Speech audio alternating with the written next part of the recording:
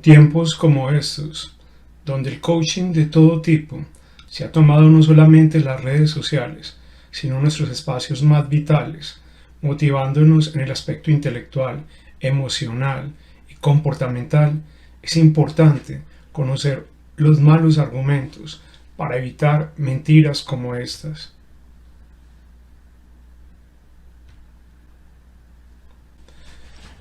Frases que quieren encerrar un contenido de verdad, pero que muchas veces no termina sino siendo una fórmula para generar en nosotros unas expectativas de algo que no se va a alcanzar. Fórmulas creadas para que la gente piense que esto se puede lograr al pie de la letra. Soy Jorge León Correa. Bienvenidos a Bildung.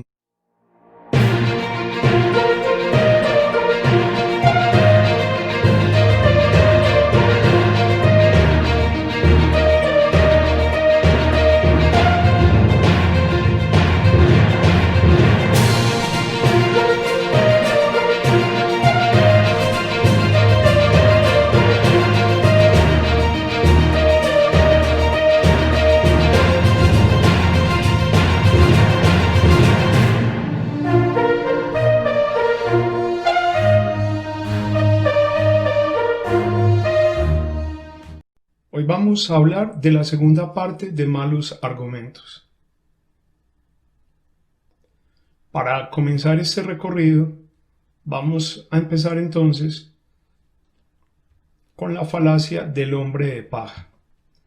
Esa falacia consiste en caricaturizar intencionalmente el argumento del otro con la intención de atacar esta caricatura, en vez del argumento real.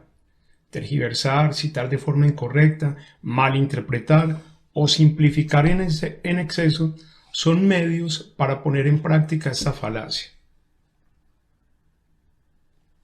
Antes del ejemplo, con esta falacia hay un problema, y es que el argumento se vuelve absurdo, porque a la persona que están atacando termina defendiéndose del argumento con el que la atacan en lugar de debatir el argumento original. Complejo, puede ser complejo, pero veámoslo con detenimiento.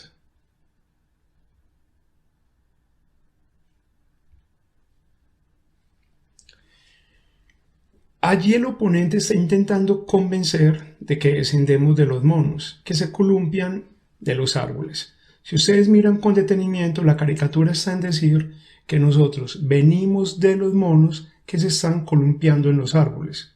Una afirmación totalmente ridícula, porque tenemos pruebas, por las teorías evolutivas, que tenemos un pasado compartido con una especie de primates, pero no necesariamente nosotros descendemos de los monos. Si esto fuera así, pues hombre, cuando tengas una decepción amorosa muy grande, el mejor remedio es que te vayas para el zoológico y esperes que la chimpancé Diana o la chimpancé Patricia se les termine de caer todo su pelo, evolucionen para que te cases con ella, ya que estás decepcionado de las mujeres. Es totalmente ridícula esa afirmación que se hace en este caso del hombre de paja.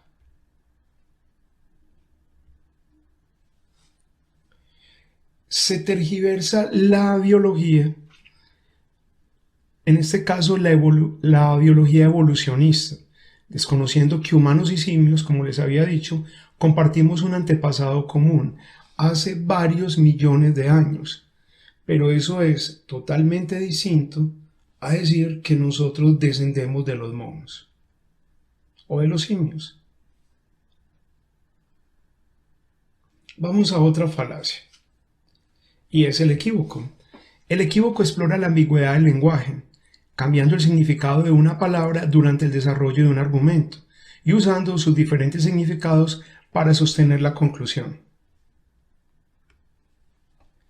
Confuso, podría ser confuso, pero no es tan confuso cuando lo vemos con un ejemplo.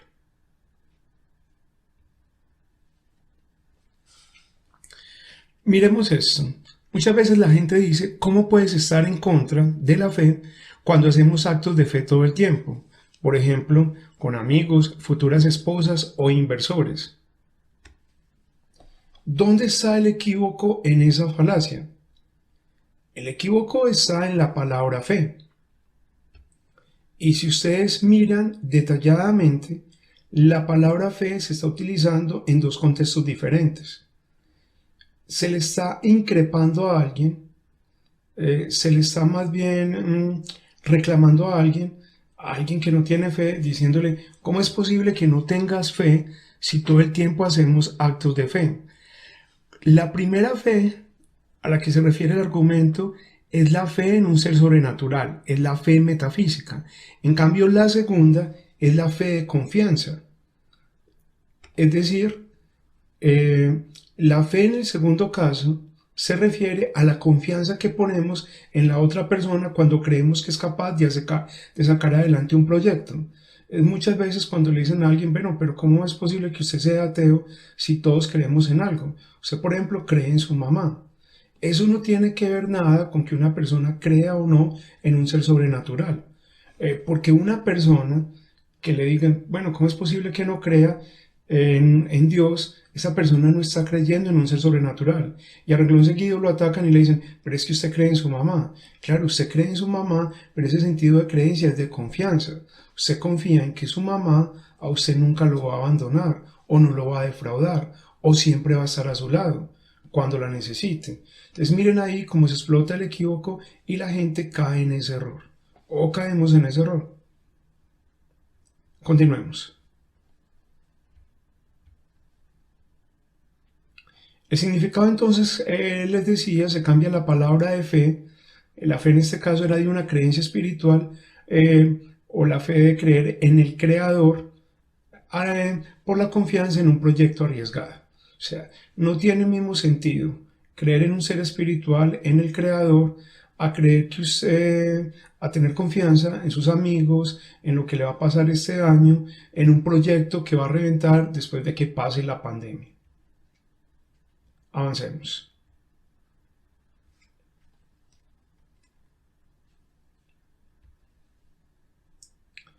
Hay otra falacia muy regular que casi todo el tiempo la cometemos, que son las generalizaciones precipitadas.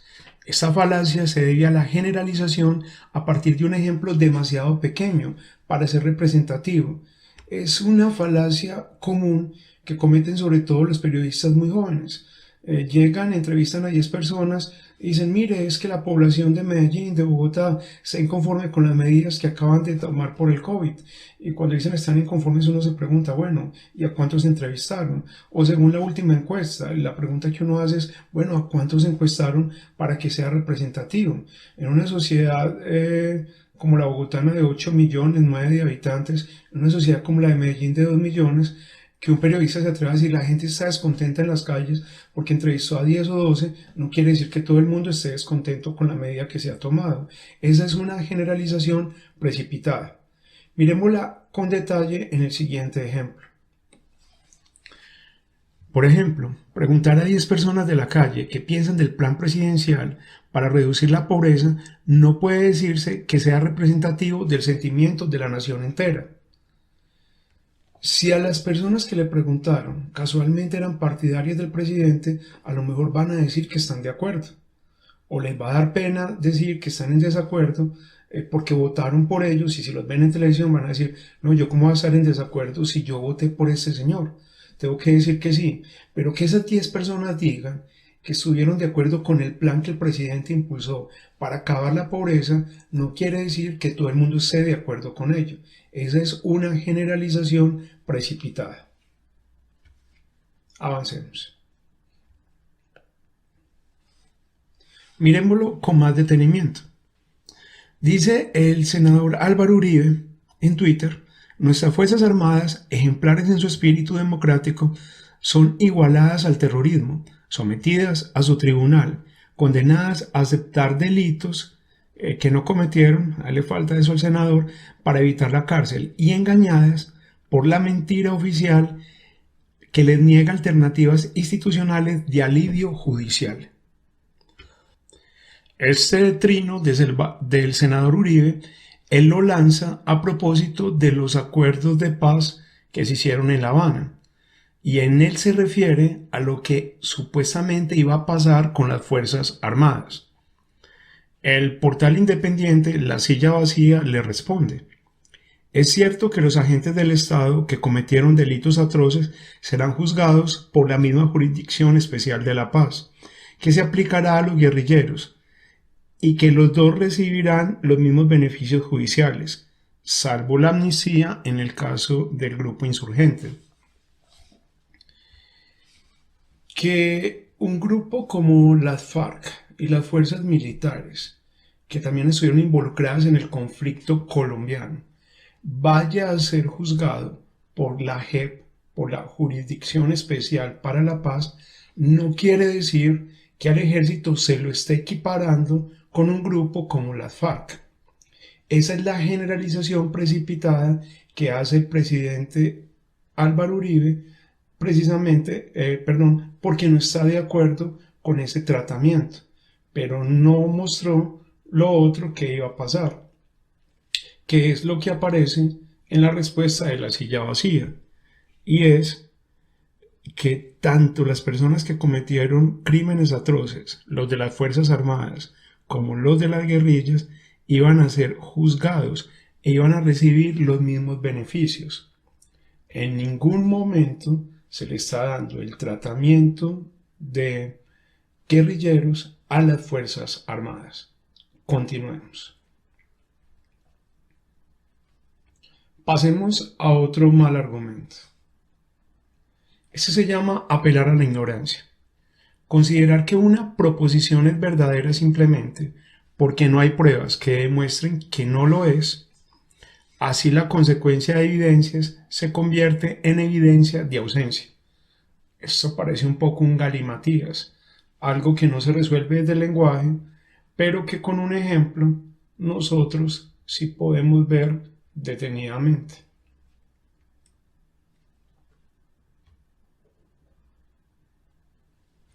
Miren lo que pasa. Carl Sagan decía: no hay pruebas convincentes de que los ovnis no estén visitando la Tierra, por tanto existen. Otra: igualmente, como no sabemos cómo se construyeron las pirámides, muchos concluyen que, a menos que se pruebe lo contrario, deben haber sido construidas por un poder sobrenatural. En ninguno de los dos casos hay pruebas, y como no hay pruebas, no implica entonces tampoco concluir que lo otro existe. Que supongamos que los extraterrestres nos estén visitando, que no haya pruebas de eso, tampoco es concluyente para decir que por lo tanto existen. Que no haya pruebas para saber exactamente cómo se construyeron las pirámides de Egipto, ese argumento no es de Carl Sagan, pero es una conclusión generalizada, se apela a la ignorancia. Eso tampoco es concluyente para decir que como no hay pruebas de cómo se construyeron las pirámides, eso no quiere decir que un poder sobrenatural ayudó a construirlas. Ojo con esa falacia, que esa falacia es generalizada, sobre todo en ámbitos como el Twitter. A la gente le encanta utilizar eso y con eso engaña fácilmente. Miremos otra. La falacia genética. La falacia genética se comete cuando un argumento es defendido o devaluado exclusivamente por su historia. Se entiende más fácil cuando la veamos con un ejemplo. Y en realidad es muy simple. Entonces, por supuesto que apoya a los trabajadores en huelga. Después de todo, él es del mismo pueblo. Mira el argumento con el que se ataca. Es como si dijéramos: ah, no, mire, es que esa persona está defendiendo a la gente de Medellín porque él es paisa. Miremos un escenario. Pensemos que estamos fuera de la ciudad y que empezaron a hablar cosas buenas y malas de Medellín.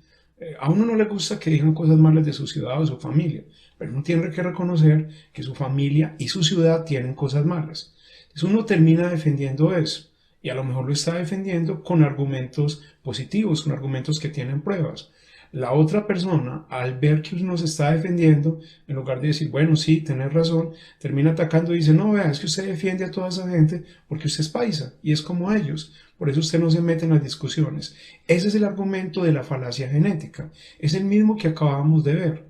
Decía que había alguien apoyando una huelga, un huelguista, y ese huelguista defendía la huelga porque era del pueblo.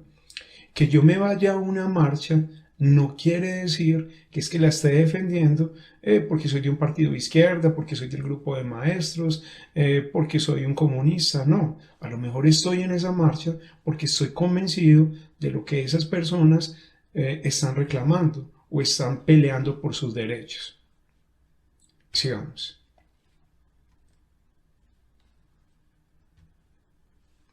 Como les decía, aquí en vez de evaluar el argumento basándose en sus méritos, se desestima por qué la persona procede del mismo sitio que los huelguistas. Se desestima, porque la persona procede del mismo sitio que los huelguistas. Era lo que les venía diciendo. En lugar de discutir y de saber qué motivó a esa persona para apoyar a los huelguistas, les dicen, no, no le hagamos caso, que es que este también es del pueblo, por eso este los está apoyando. Esa es una falacia genética. Es como cuando vos te pones a favor en una discusión de un grupo de amigos y no del otro, dicen, ah, no, claro, es que este lo defiende porque es que a este le dan más cosas, y eso no es necesariamente así, o porque ha recibido más cosas de parte del otro amigo. Una manera de defender este tipo de atacar este tipo de falacias es mostrándole a las otras personas que no importa de dónde uno venga, que lo que hay que mirar es cuáles son las razones para que yo apoye o no una circunstancia o para que me ponga del lado o no de una persona. Pero a mí no se me puede atacar por mi color de piel, por mis gustos, por de dónde vengo, por la manera como hablo, sino que hay que mirar cuáles son los argumentos. Yo no puedo decir, ah, no, es que esta chica está defendiendo las uniones de pareja del mismo sexo porque es muchacha lesbiana. No, a lo mejor lo está defendiendo por otras circunstancias. Yo no me puedo quedar en esa falacia genética. Bueno, ¿cuáles son tus razones para defender las uniones del mismo sexo? ¿Cuáles son tus razones para aceptar la libertad de credos? Eso es diferente. Vamos entonces a entrar al recurso a la hipocresía. Cuando hablamos del recurso a la hipocresía, es una falacia también conocida por el nombre latino que es tu quoque o tú también, que implica contrarrestar una acusación con otra para desviar la atención del argumento original. Esa es muy común y sobre todo la usamos mucho cuando hay discusiones familiares. Que usted empieza de pronto a decir, pero mire, ¿cómo es posible que la gente sea tan desleal?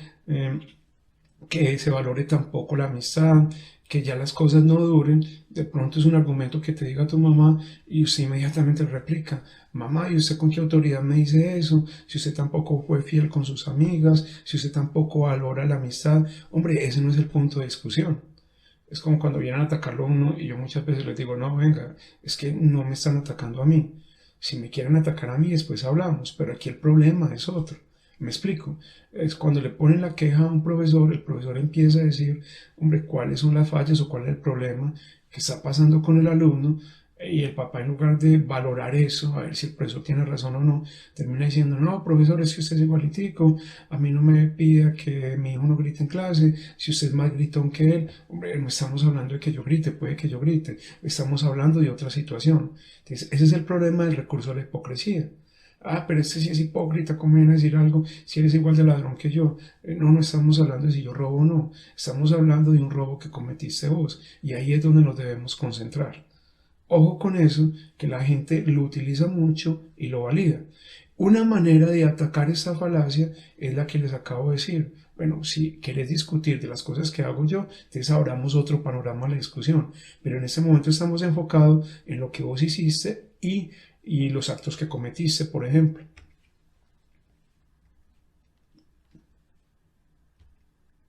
Miremoslo con un ejemplo. Decía alguien, simplemente me divertía la idea de que este caballero de Vermont me llame hipócrita, cuando en su día él mismo dio una rueda de prensa en la que pidió que los campos de tabaco de América fueran arrasados y quemados. Se montó en su jet privado y voló a Far East. Es más o menos lo que les estaba diciendo. Aquí se están quejando porque alguien le dice al otro, no sea hipócrita, por algo que él hizo. Y esta persona le dice, pero ¿cómo se atreve a llamarme hipócrita si él también estaba apoyando eso? Que se arrasaran los campos de tabaco, y después sale y se va en su vuelo para el Far East, para un evento muy famoso, donde la gente posiblemente iba a fumar. Prácticamente lo que están diciendo es, ¿usted de qué me habla si me está haciendo lo mismo? Si usted hace lo mismo, perdón. Ya saben cómo se puede atacar este recurso a la hipocresía. Miremos otro.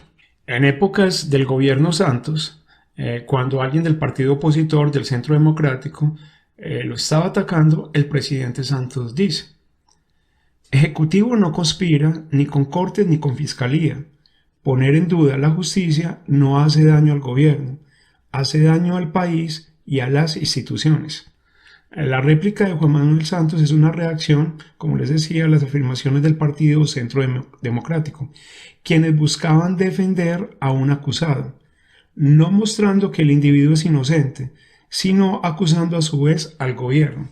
En este caso, el recurso de la hipocresía lo estaba usando el otro partido cuando atacó. Lo que le estaba diciendo a Juan Manuel Santos era: no venga a atacar a alguien de nuestro partido cuando usted lo que se pasa haciendo es conspirando, reuniéndose, corrompiendo también. Entonces Santos se termina defendiendo y la atención, ellos lo logran, la desviaron totalmente. En lugar de hablar de la persona a la que se estaba refiriendo Santos, donde había un caso de corrupción según él, o un caso de negligencia, esta gente ataca al gobierno de Juan Manuel Santos y le dice: ¿usted de qué me está hablando? Si usted hacía lo mismo, Santos se defiende, entonces desaparece la discusión que era sobre otra persona. Ahí es donde el recurso de la hipocresía funciona perfectamente. Hacen que el presidente desvíe la atención y este dice: aquí no conspiramos con nadie, lo que están haciendo es echarme agua sucia a mí, y ya dejan de hablar de la otra persona. Ojo que con eso se engaña fácilmente. Una manera de atacar ese argumento es mostrando que la discusión no iba en ese sentido, que se estaba hablando era de los crímenes o delitos que cometió una persona, no de lo que estaba haciendo el gobierno. Y eso lo usan mucho los periodistas y sobre todo los políticos para desviar la atención de lo que está pasando. Vamos concluyendo entonces y miremos las últimas falacias que tenemos acá. Hay una muy buena que se llama seguir al rebaño, que es también conocida con el argumento de ad populum, ¿para dónde va el pueblo? O sofisma populista. Esta falacia, esta mentira, se basa en el hecho de que un número considerable de gente, o incluso la mayoría, cree en algo, y se emplea esta creencia como una prueba de verdad. ¿Por qué estás viendo esta serie? Porque es la serie que está viendo todo el mundo. Yo no he visto La Casa de Papel. Todo el mundo dice que es buenísima. No sé qué tan buena sea, porque algunas personas que me la han recomendado, pues no confío mucho en su criterio. Personas no muy cercanas a mí, y otras muy cercanas, pues no sé, no les he creído del todo. Bueno, el hecho es que la serie puede ser muy buena, pero que mucha gente la esté viendo no quiere decir que sea una serie excelente o que sea lo último en guaracha que se haya creado para la televisión.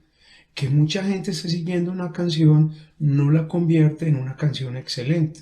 Que mucha gente esté opinando que la mejor manera de nosotros haber enfrentado la pandemia es como el gobierno lo hizo, porque no tenemos muchos casos, eso no quiere decir que sea la mejor manera, quiere decir que hay resultados.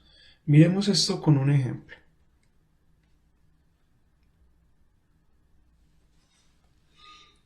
Todos los chicos de moda usan esta gomina. Sé uno de ellos, úsala.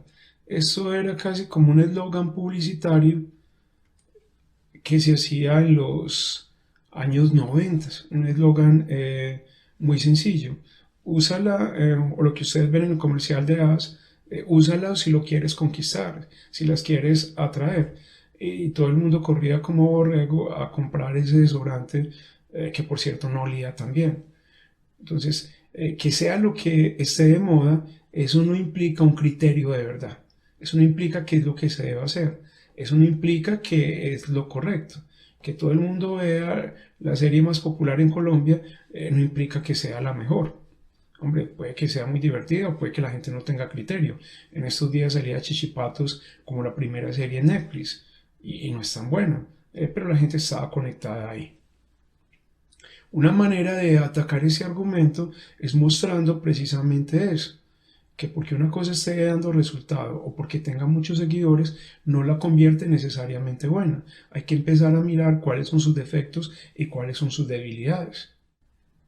Continuemos con otro mal argumento, y es el argumento ad hominem, que es aquel que ataca las características personales en vez de lo que dice el individuo, con la intención de distraer la discusión y desacreditar el argumento.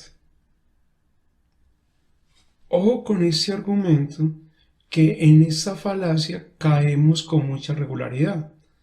¿Por qué? Miremos el ejemplo.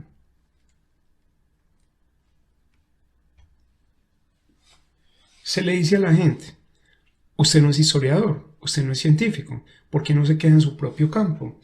Eso lo tenemos muy a menudo en las discusiones o en una fiesta y alguien empieza a opinar sobre televisión. Y usted le dice: bueno, pero es que usted ni siquiera estudió eso, usted no es comunicador, háblenos más bien de abejas, porque usted de apicultura sí sabe. Hombre, ese no es el hecho. Puede que ese señor sepa mucho de apicultura, pero en su rato se dedica al cine y a la televisión, y tiene algo que decir así no haya estudiado esa carrera.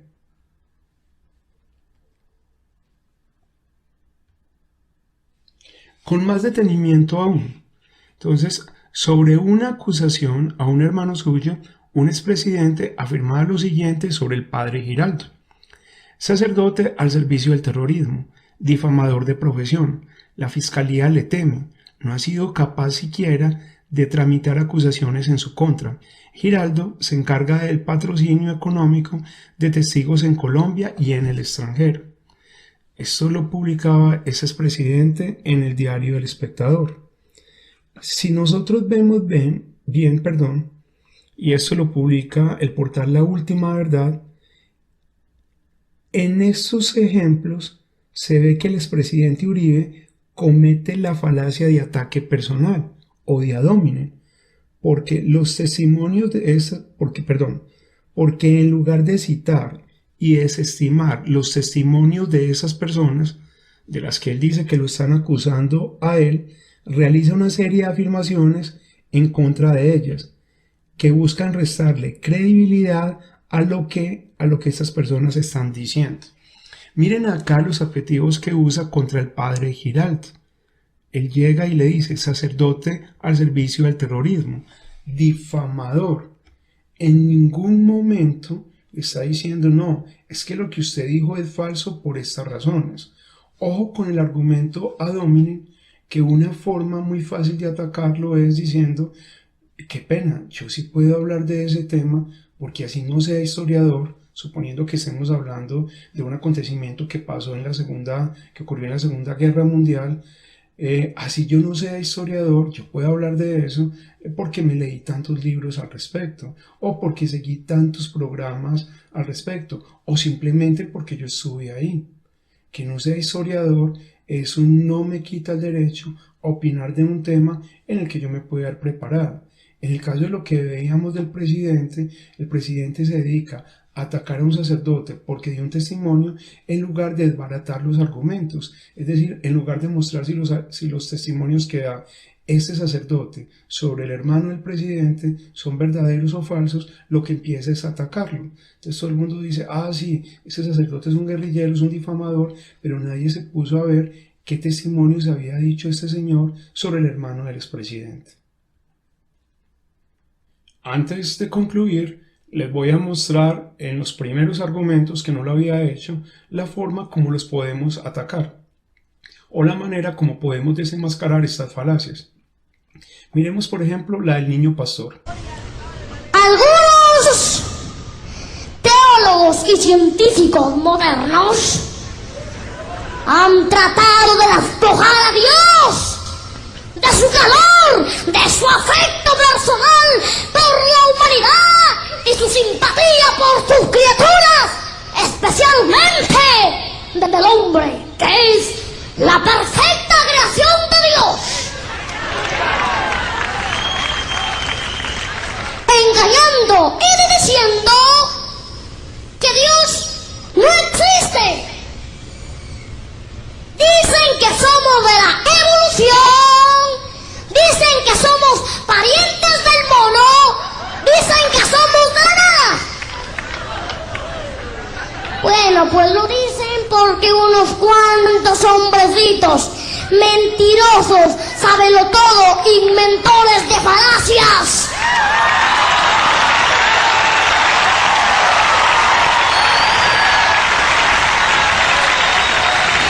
se lo han dicho a esa gente y ellos se lo han creído que son del mono. Pero quiero decirles a todas esas personas que están pensando así o que están diciendo así, que el mono y la mona producen monitos hasta hoy.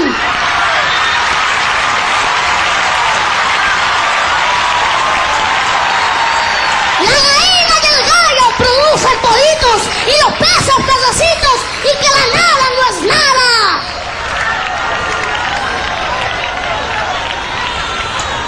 A mí no me trajo la cigüeña. Yo no soy de la evolución. Yo no soy pariente del mono. A mí me creó Dios en el vientre de mi madre. Dios creó a Abraham a su imagen y semejanza.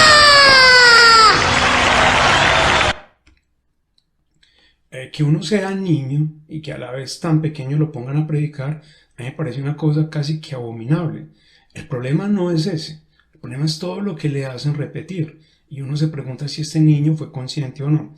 El niño ya está muy grande, está más grande que ustedes. A lo mejor eso le causó un trauma o a lo mejor está muy agradecido. En fin, yo respeto todo lo de las creencias, pero si ustedes estaban mirando el discurso del niño pastor, el niño utiliza el argumento del hombre de paja.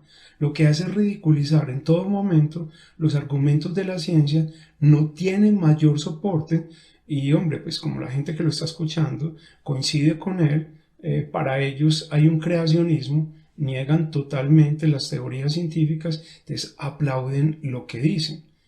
¿Cómo se desestiman estas falacias del hombre de paja? Mostrando argumentos, volteando la torta como se dice popularmente y señalando las cosas en las que se quiere ridiculizar. Miren el lenguaje que utilizaba este niño. Yo les digo que no venimos de ningunos monitos y volvemos a lo mismo. No, es que no venimos de ningunos monitos. Simplemente estamos diciendo que hay un material genético que compartimos y que con ellos es más evidente. La falacia del equívoco se puede atacar de una manera muy fácil si nos tomamos el trabajo de mirar qué palabras se están utilizando de manera ambigua.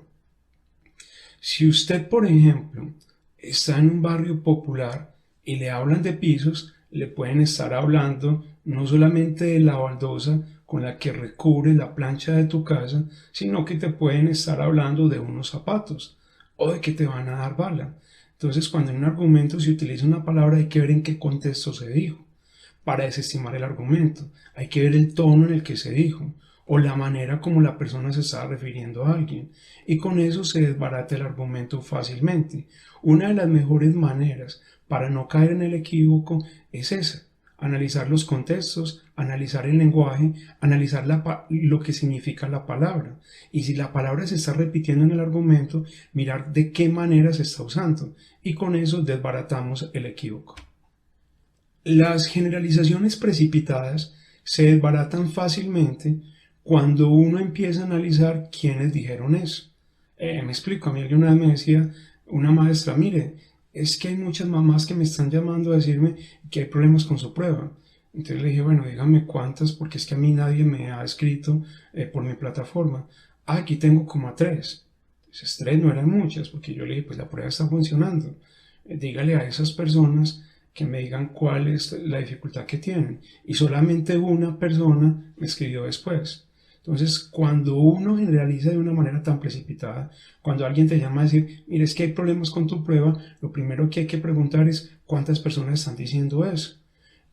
¿Usted conoce a todas las personas o usted ya habló con todas las personas para que esté seguro de eso? ¿Con cuántas personas hizo la medición? ¿Se le puede creer a la encuesta? ¿Todo el mundo va a responder de la misma manera? Esos datos hay que empezarlos a poner entre comillas, pero no cuestionar por cuestionar, sino preguntar de dónde viene la información, para no caer en la generalización precipitada. Es que todo el mundo está de acuerdo que esta es la mejor serie de la historia, pero ¿quién es todo el mundo? De pronto a lo mejor nadie ha visto esa serie. Hay una manera muy simple, depende también del argumento, de desbaratar la falacia de apelar a la ignorancia, y es pidiendo pruebas de lo que se dice. Como no tenemos pruebas de que los ovnis no estén visitando a la Tierra, como decía Carl Sagan, eso quiere decir que existen. No, ahí se está apelando a la ignorancia totalmente. Entonces, la pregunta que uno se debe hacer, bueno, deme pruebas de eso. Deme pruebas de que las pirámides fueron construidas por algo sobrenatural. Deme pruebas, como dicen los que leen El caballo de Troya, que Jesús es un extraterrestre. O sea, esas especulaciones uno siempre las deslegitima pidiendo pruebas. ¿De dónde viene la fuente? ¿Quién le dijo a usted eso? ¿Dónde lo vio? Muéstreme. Pero acudir a una fuente confiable. Y sobre todo pedir que se te pruebe eso que se está dando sentado como verdad. La falacia genética es fácilmente desmontable, porque cuando a usted le dicen, no, es que usted no puede hablar de eso, porque usted es colombiano, entonces va a defender a los colombianos y no va a aceptar que en Colombia haya problemas, que haya narcotráfico, y uno dice, no, un minutico, es que yo tengo que decir otras cosas, pero no porque yo esté defendiendo a los colombianos ni porque sea de allá. Esa falacia se desbarata cuando uno empieza a mostrar argumentos sólidos. Entonces, cuando se ataca a la persona, le dice, ¿de qué va a venir a hablar? Si está hablando a favor de la raza negra, porque es que mire, él también es negro, o él puede que sea más blanquito, pero sus papás negros. Esa falacia se desmonta cuando uno dice, no, un minutico, yo sí puedo hablar de eso, pero no porque sea de allá. Y uno empieza a exponer sus puntos sólidamente. Entonces esa es la mejor manera de atacar esta falacia. No se puede dejar engañar. Uno tiene que decir, escuchemos a la otra persona a ver qué tiene que decir al respecto. No nos importa de dónde venga, no nos importa si está hablando a favor de las negritudes y no nos importa si sus papás son negros o no. Queremos saber es qué argumentos tienen. Las fuentes que utilizamos para esta charla fueron el libro ilustrado de los malos argumentos, el portal lasillavacía.com, elespectador.com y el portal La Última Verdad. Las otras falacias, cuando las presenté, las últimas, ahí mismo les dije cómo se desmontaban. Soy Jorge León, espero que no caigan en malos argumentos y que se defiendan, sobre todo ahorita que hay tantos discursos de autoayuda que nos sueltan píldoras como las que vimos al principio y nos las quieren hacer pasar como si fueran verdades establecidas. Nos vemos en una siguiente oportunidad.